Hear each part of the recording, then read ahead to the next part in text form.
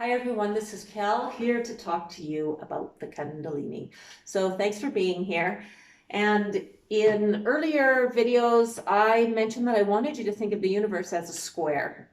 And that's because there is a north, south, east, west, the four directions. The four cardinal directions are what form everything. And those directions flow from two forces, male and female. That's the archetype we're giving them. One is passive, one is active. The active one is creative. The passive one is the nurturing force, sort of like the glue that bonds all the creativeness of the other force together. And together they are sort of seen as yin and yang, passive, active. Now, they're known by many names. And today, I wanted to talk to you about the levels of your being, because the levels of your own being correspond to the levels in the universe. So at every level of your being, you have a male and female component, a negative and positive component, an angel and demon, a lord and lady, a god and goddess, a mother and father. At every level of your being, however you name it, you have two components that are opposites at each level of your being. And I've just used a symbol for male and female here because we have active and passive. So these are the opposites that you are trying to marry.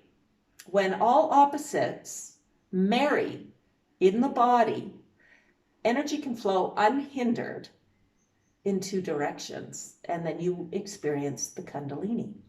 And every day, through our daily movement through the world and through the daily movement in our inner world, we are working to understand more. And by understanding more, we can reconcile all opposites. Also, by allowing, without understanding, we can reconcile all opposites. So those two forces again, one is active understanding and one is passive and allowing. So now every level of your being has a demon and angel, God, goddess, male, female, mother, father. But at the end of the day, they are all vibration. Everything is vibration. So however you label them. And certain religions have labeled them in particular ways to help their clients understand, to propel them further through their spiritual development, because that's why we're here. So also, I wanted to mention that the levels in you correspond to the levels in the universe.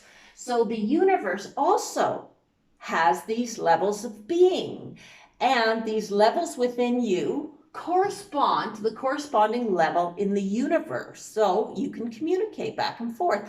And you're doing this all day long, all night long, without even knowing it, communicating to these levels of being. So the more you get into harmonic balance, the stronger you become as you the energy flows higher and higher in your being. And this is what you want. You want the energy to have a good flow to it, so that there are no blockades, there are no barriers. And when these barriers go for a long period of time, they turn into illness. And once again, the Kundalini is the unending, unbroken flow of energy when it courses through and joins at each level. Okay, but also there are flexible rules to the Kundalini where you can have two levels join and then later do another two levels and later do one. There really aren't certain set rules. However, I do like to mention that when these levels join, it's because there are absolutely no blockages in the flow. Absolutely no blockages in the flow. And that any blockages, any abnormalities in your being is your body telling you that, hey, you've got an issue here with your mind. And of course, there are two ways to heal it. You can heal it through mind, or you can heal it through soma, or sometimes both, which is mind body.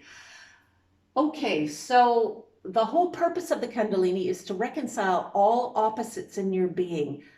That's what you're doing. You're growing your body of light. You are in a solar building system, and you're growing it through connecting to energy and making it yours by solidifying it to you through harnessing it through the connection, the marrying of the opposites in your being, and then ultimately, ultimately you vibrate at an unending vibration that has no breaks in total blissful love. And I can tell you that is really hard to do, because love is really strong and incredibly powerful. And when I went to absolute love and incredible bliss at these amazing heights and had these experiences, it could not be sustained. I could not sustain it with all the force within me. It is difficult to sustain that power of love. It is like nothing you could ever know at this level. It's so powerful. Okay, so that's where we're headed to, resonating in absolute bliss, where all things come to us with a mere thought, and we want nothing. And we have that active and passive modality happen. So we have the active, we're thinking about it, and then we go into the love, which is the letting go, because we don't even want it.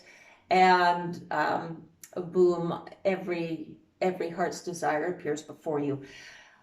That's the end game. But in the meantime, we're working on getting there. So I hope you enjoyed this video, and if you have any questions, please post below. I love to read your comments. And other than that, I'll see you next time. Bye for now.